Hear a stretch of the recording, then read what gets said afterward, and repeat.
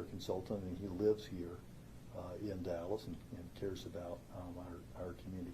We're not going to make announcements.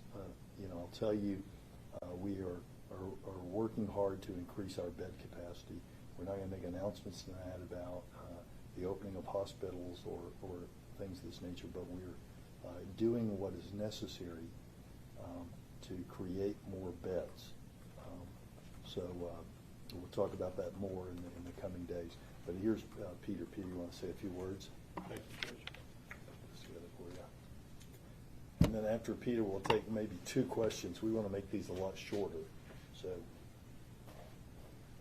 So thank you very much, Judge. I've known the judge for many years through my work at Parkland, and I'm very happy to help the county and my neighbors as we get through this very difficult time.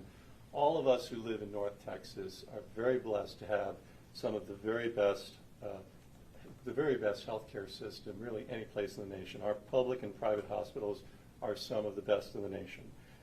All of the major healthcare systems and hospitals, along with physician groups like the Dallas County Medical Society, have been working together as a team over the last few days and weeks to have a joint approach to handling the influx of COVID-19 patients.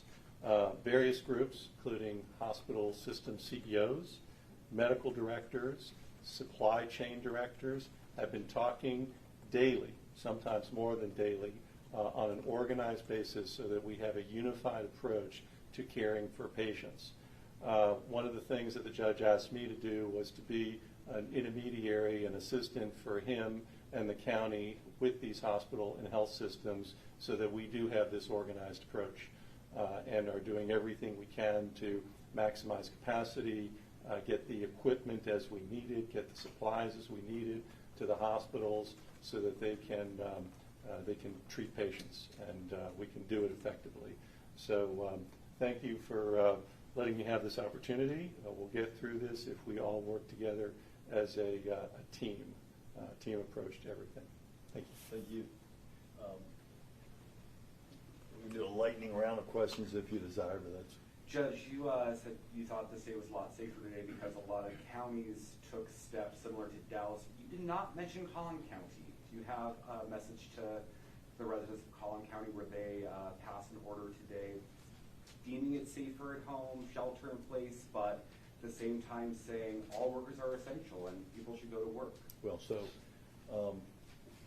I hadn't added it all up, but we're around 5.6, 5.7 million of the 7.6 million people who live in North Texas are under orders similar, if not identical, to the one that Dallas passed. These are hard decisions. I understand that, but the thing is, we have to be guided by the science. I hate it that people can't go to work, okay?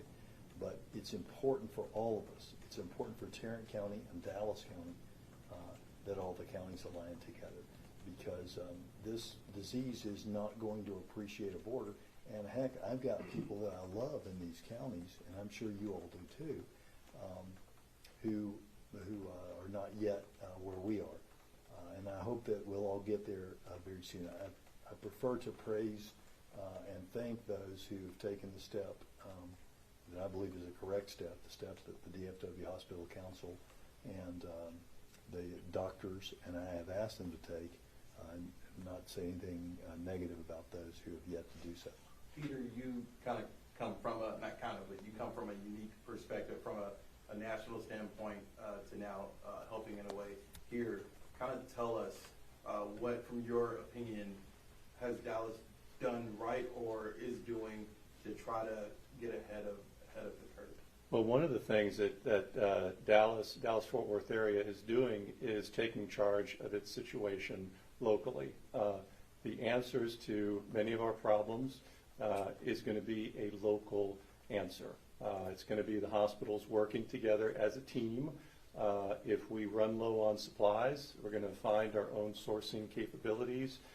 We've been approached by numerous manufacturers here in the Dallas community already, apparel manufacturers who want to make the protective gear that we need.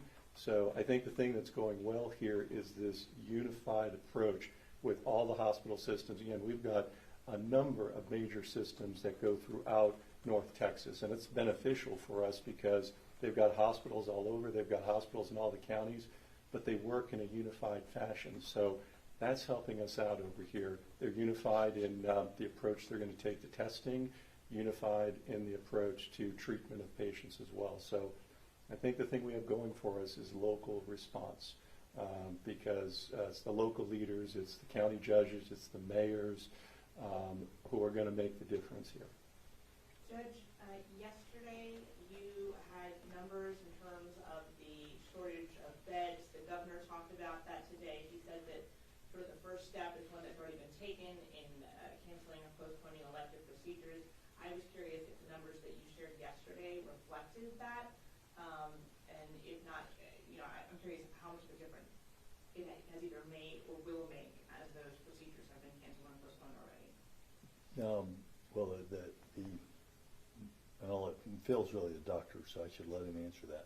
But under the Mass Critical Care Plan, the reason that the primary reason that we are canceling those elective procedures is because the equipment that's needed for that can be freed up for other things. And frankly, if you go to the dentist office and you're a dental assistant and spittle is spraying all over everything, it's just not safe. But Phil, do you want to address? I'm not aware of the science of. You had about 4,300 beds available listed. But I think if I'm understanding, I don't know if people can hear your question. Your question is that someone believed that by canceling elective procedures, that would dramatically decrease deaths, or is that what you're saying? Because that's not scientific. I'm asking if the availability will be much greater for the 4,300 that we shared yesterday, the available hospital beds, because those procedures are being canceled, or if that was already factored into the numbers that you provided yesterday. Do I need to repeat? Why don't you repeat the question? Because I don't know. Okay, the question is, I guess, about the governor's announcement about some freeing up of some additional beds. The numbers that we had yesterday were from our Dallas-Fort Worth Hospital Council reports from Friday of what was currently available in the Dallas-Fort Worth area. So in terms of that, I think the main message from yesterday is if you look at, it was a scenario where we have about a 2% prevalence of infection versus, say, a 40% prevalence of infection. And the interventions, the order that the judge implemented is to try to get the social distancing and to keep and slow the spread down so that we keep it around closer to a 2% prevalence. Because we just ran through the numbers of both of those scenarios, and based on the data we know the percentage of persons that are hospitalized in those, if you just do the math, they can be very overwhelming, which the numbers, depending on how high a prevalence it got in our community, could overwhelm even those numbers that were reported as freed up. But that's what we're trying to keep it as low and slow the spread as much as we can so that it is within what the bed capacity that we have in our community. Dr. Long, can I ask if you've identified any hotspots in Dallas County, or the data does not support any at this point? We're looking at some of that, but I think right now we have we've said there's the evidence of community spread, so it's not like anyone can feel safe. But this is why it's so important. Everyone needs to be practicing these social distancing measures. Not let up on it. Be vigilant on it. These are, and these policies to keep people apart, to decrease the opportunities for the spread of the infection. On that note, Dallas County is leading the state in the number of positive cases based on the DMN's analysis of all this county reporting. Any ideas of why Dallas might be ahead, albeit slightly, of the rest of the state? We actually have had still, we were the first to start offering testing in the community.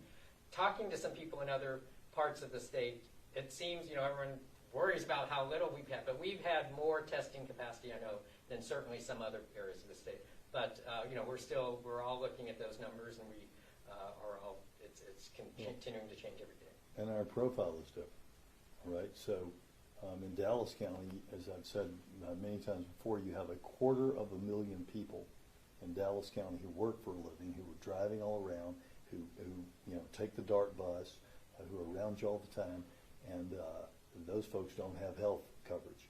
In all of these other places where we've seen these outbreaks, they've taken their federal tax dollars they send to Washington, and the states let them come back to pay for Medicaid expansion. The federal government pays virtually all of that. We just don't want to cover those people. That's a decision that was made in Austin, and it's a very, very, frankly, dumb decision at this point. Everybody can see how dumb it is at this point, because those folks are out there without any health care coverage. They're not going to the doctor with mild symptoms. If they're in that 80% of people who have a cough and a runny nose, they're not going to go to the doctor with that. Now, we're asking you to. If you are, we need you to. We need you to stay home if you're sick, and if your symptoms worsen, we'll figure out how about all that later, but we'll find a way to take care of you at Parkland if you're sick enough to where you need to be hospitalized. But that puts us at a tougher place. Before we get out of here, I told somebody today I'd like to keep these short because I wouldn't want to listen to us much more than 15 minutes. But there is one other thing, and they didn't get the poster to me fast enough, so if y'all, I don't know if you can zoom up and see this, and maybe you can put it on your nightly news or even later news. Here's a phone number, and I'll say it to you. It's 1-800-939-6631. And there's also a website that is on here. And if you call that phone number or go to that website, you can see if you can be hooked up, if you want work, with some of our essential employers like the grocery supply chain and medical supply chain, where we do have some shortages for those who want to do that, are willing to do that. Last thing, and I guess I'll put this out on Twitter, but this is a plea also. If you are a retired healthcare professional anywhere in North Texas, we have a link at the Dallas County Medical Society. We want to get a list of who you are. If you would be willing to volunteer, we're going to be asking the governor for some exemptions. And if you would be willing to come back onto the field of service at this critical time for our region and our nation, we need you. And so I will tweet out that later, and I'll make sure the press has it as well. And with that, in deference to people who are getting sick of looking at us, let me end by saying, Dallas County, you're doing amazing work to keep yourself safe. Your compliance with these orders is very good. The way people are stepping up to do things, to build things, to donate things, to take food to their neighbors is tremendous.